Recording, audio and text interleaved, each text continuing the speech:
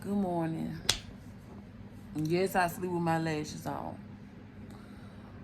But we're going to go ahead and get started today. I check back with y'all. All right. Okay, so we're going to go back to how it all started. Looking at it. So, I was little, so my mama, we was always in church. Like, my mom was a Sunday school teacher, so I was in like choir, drama, cleanup crew, whoever, you name it, I was in it. And so we was always in church, like down there every day. I went to like the teen Bible studies on Tuesdays or Wednesdays, whichever one. I was at all three services. And yeah, I was very active in the church. Willingly and unwillingly, but. And so I don't know, I just never had a liking to church. Like, everybody be shouting. There was a disconnect somewhere. And I be watching everybody shout and speak in tongues or whatever. I'm like, what made y'all like? I don't know, maybe because I was young at the time, like it wasn't just never in me. And of course, as I grew up, it still wasn't there. But yeah, my mama, she always had us in the church. Yeah, everybody knew her, everybody knew me. So she was just one of them women who was just, she was very much a Christian. Very much a Christian. So, yeah, that it was something in me. Like, I was young, so I didn't know nothing about nothing. Like, I'm going off what I grew up to know. So, like, all the stuff, I didn't know nothing about spirituality. I ain't know nothing about crystals, meditate, none of that. All I knew was prayer, ask God, he'll give you strength, he'll show you the way. Jesus is Lord on the Sabbath, all that. And yeah. So my mom was very big on it. So everything that went on in my life, I always feel like, okay, pray to God. If you're going through this, that's because you was a bad kid. If you did this, you're going to hell. That's what, in reality, like most of us think, but too scared to say. That's how a lot of us felt, when it came to church and the Bible and all that. So, yeah, like, at that point in time, it did scare me in a way. It put a little fear in my heart because that's all I grew up to know. That's how people would tell me about it.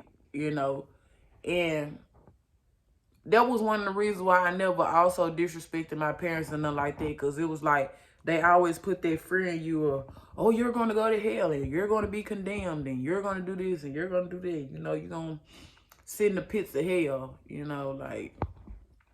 But yeah, I think it was the consistent fear that they put in you versus not really wanting to talk or understand where you were coming from or why you do the things that you do. If it had got to a point where, being a bad child was severe. But yeah, going, as far as like church or whatever, I was in it. And I was in all activities at school. Like, my mama definitely tried to keep me active and keep me busy. I was a majorette, softball, shit. But what else? I did so much shit. I got so many trophies at my house, my mama's house. But I was in a lot of stuff. And within the teachings of what I grew to understand growing up, as far as like in the church, a lot of stuff I didn't do out of fear, because I was going out what I was told. Okay, I'm back, y'all. I had to get better situated. Like, I can't keep doing it. But yeah, so I think that growing up in the church as a younger child, that plays a part. Of course, it plays a major part in how you look at life and how you look at things and how you respond to problems and situations in your life.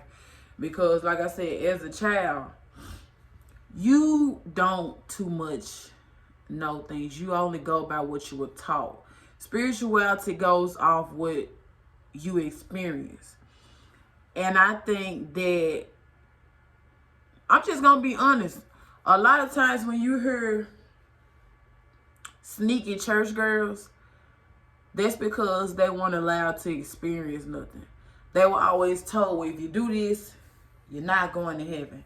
If you do this, you know, God will forgive you.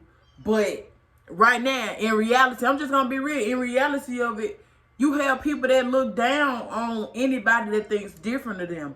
And like I said, and I'm going to say it again. Hold up, y'all. My nose ring tripping. These are my experiences. You can't speak for me. I'm just going to get that out the way. You cannot speak for me. These are my experiences, what I've seen, what I went through. So, I just want to get that out the way for the extra people that's going to come on here with us. So, like, when you're a child, like, when you disrespect your parents, the first thing they say is, you know, well, you disrespect your parents, you're going to hell. God won't forgive a disobedient child.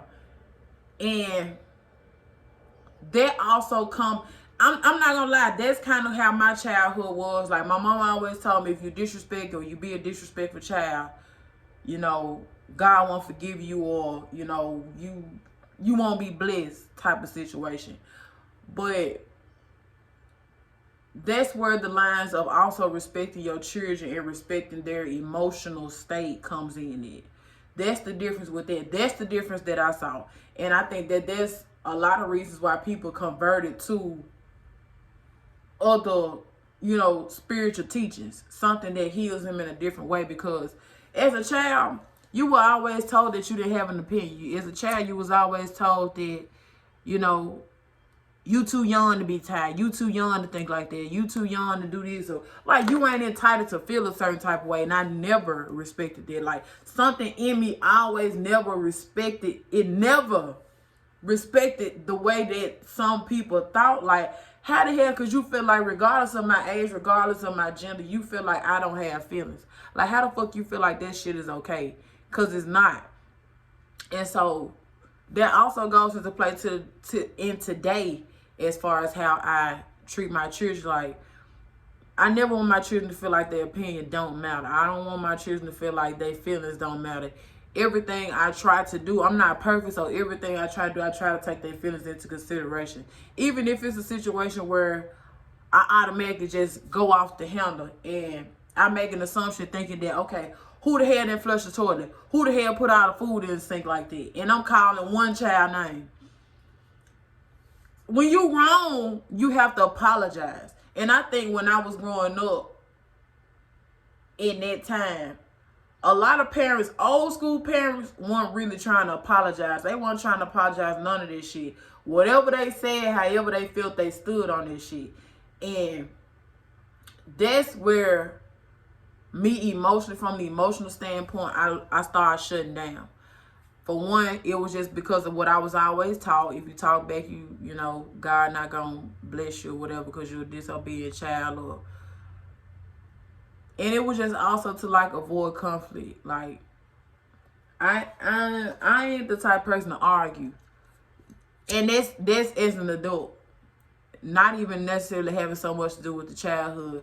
I think as far as the childhood, that was my mom. So my mom was a disciplinarian. So I ain't want no issues. I ain't want no smoke. I left it, you know, where it was at. Whatever my mama said, that's where it go.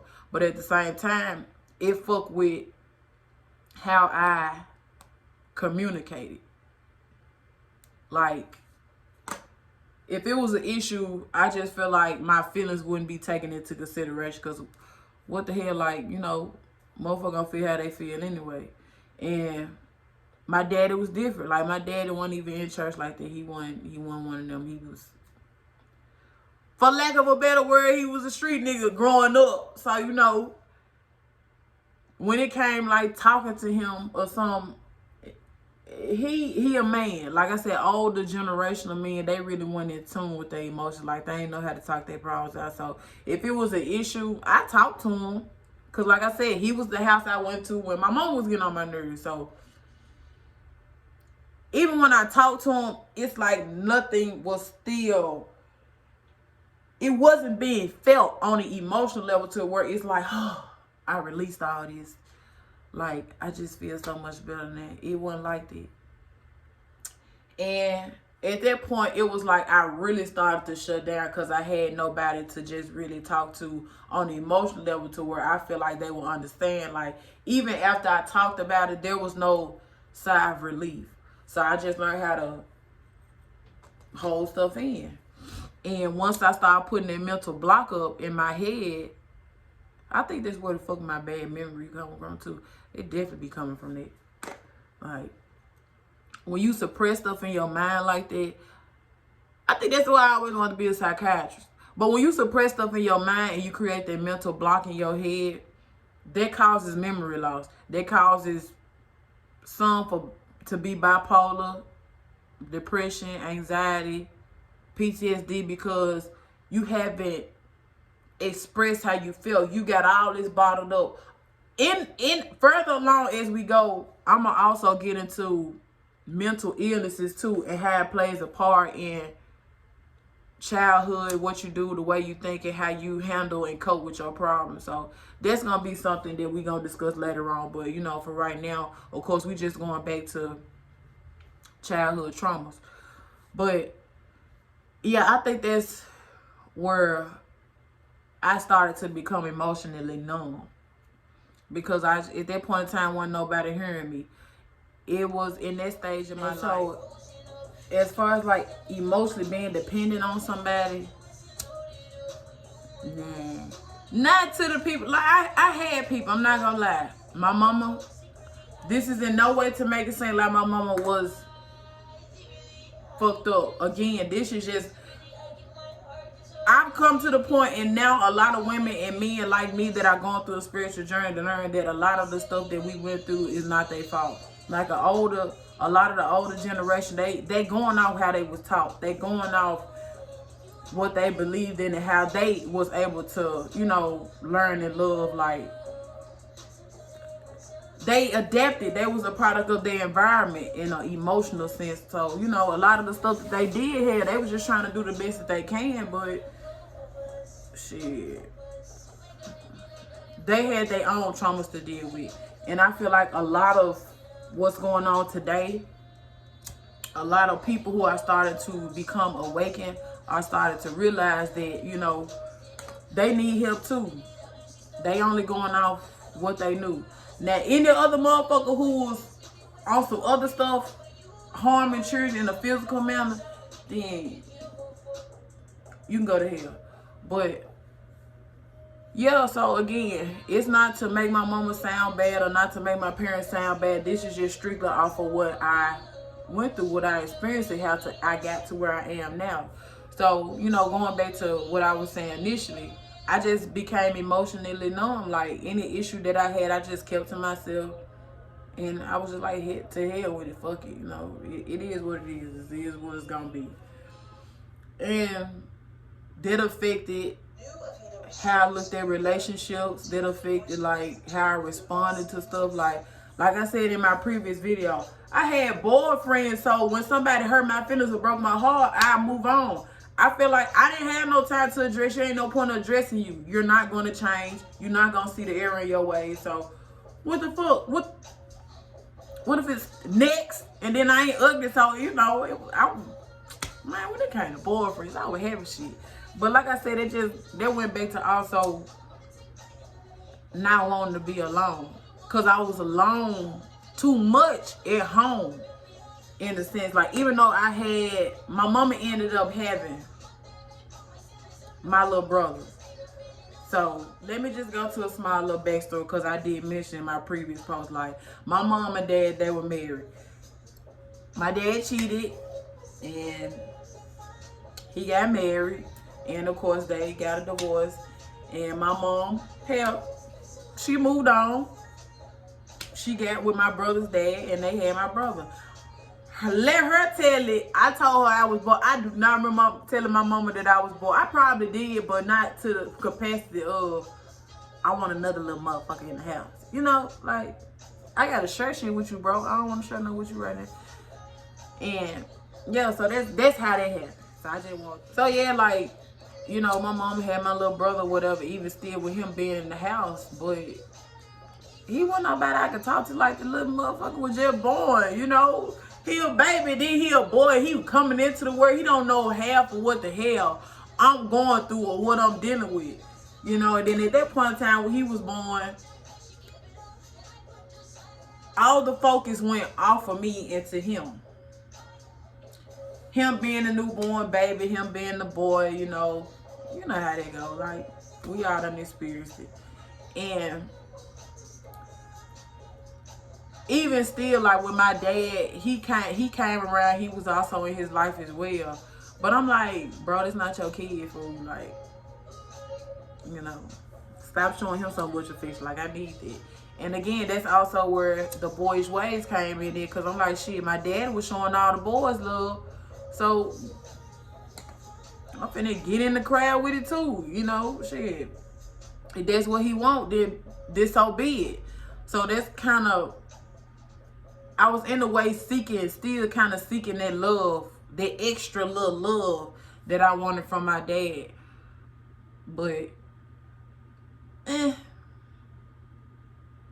some shit you just can't change. But like I said, that came into play where I never really addressed it. I never told my dad, hey, I feel like you kind of throwing me to the side or whatever. I never addressed it with him because at that point in time, I just feel like didn't nobody care. It was just so much shit going on in life around. Now that I look back at it, like shit that was going on with my mom, shit that was going on with my dad and what he had going, like shit that was going on between them, to where I was kind of caught in the middle. And it was like nobody really just sat down to ask me how I felt or was I okay.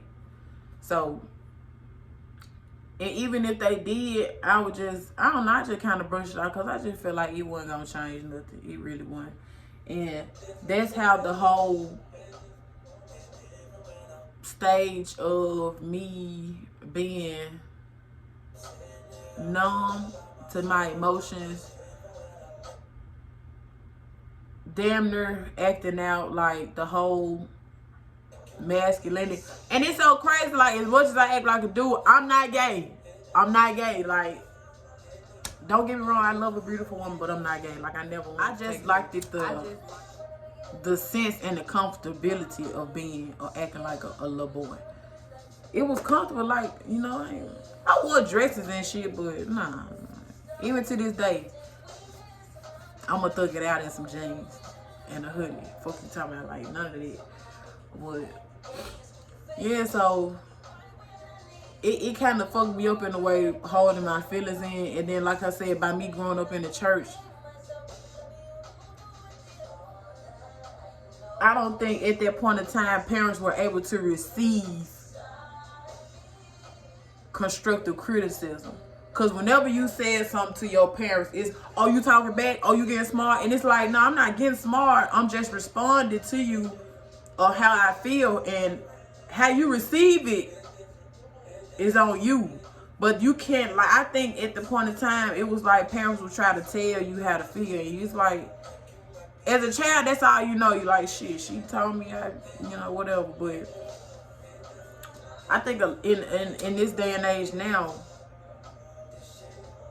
parents in my generation, most of us, a lot of us, which I'm still proud of, we're starting to understand our children and talk to our children and, understand that they got feelings too. I'm definitely doing it. But at that point in time in my life, it wasn't like that. Like, it wasn't like that. It was whatever they said go. And ain't none of that. It's whatever they said go. And it's a lot of people who experience that now. Like I said, that's where shit, anxiety come from, bipolar, depression, all that. When you don't have nobody to talk to, when you don't really express yourself in the way, you act out in different ways.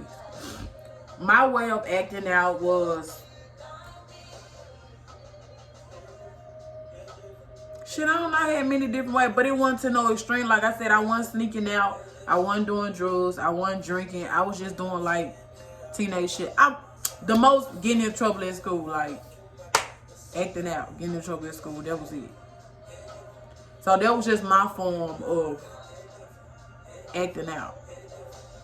And I got my ass tore up. I did. My dad didn't with me though. He'll lie to my mama. Sorry, Dad, if you ever watched it, but yeah, he never really whooped my ass. My mama probably already knew anyway, but that's just how that went.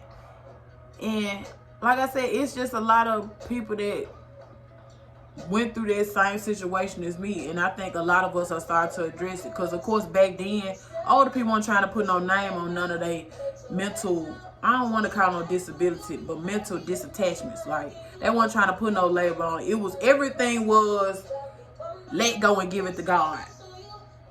Let God, you know, have the way. And with spirituality makes you face the underlying issues. Spirituality makes you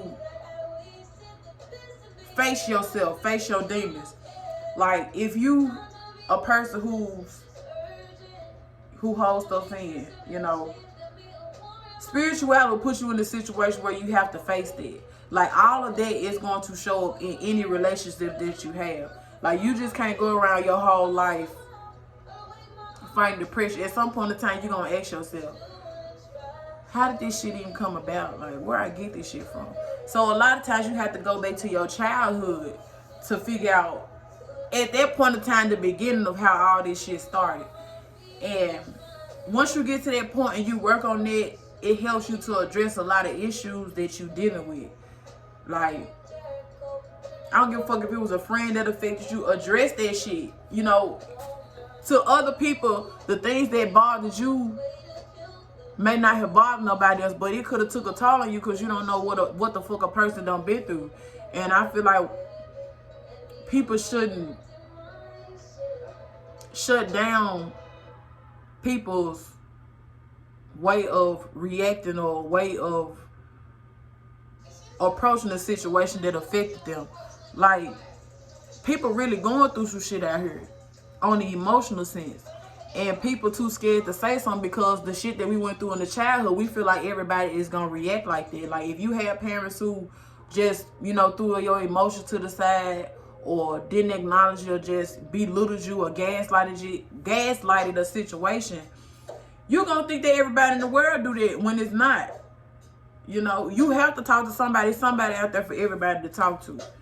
Even me, like, even after this video, if there's anybody out here that feels like they need to get some problem, or even, you know, talk to me, my inbox is always open. Like, I work from home, so, you know. So, that's just one of those things in this particular chapter in my life where I realized that's where I became emotionally numb, nonchalant, and the reasons why I acted out or did certain things. So I ain't gonna make this video too long. Again, I'll continue it throughout the stages of my life.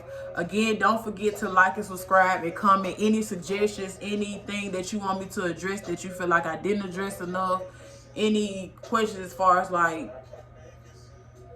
whatever. I don't care what it is. My inbox is always open. Add me.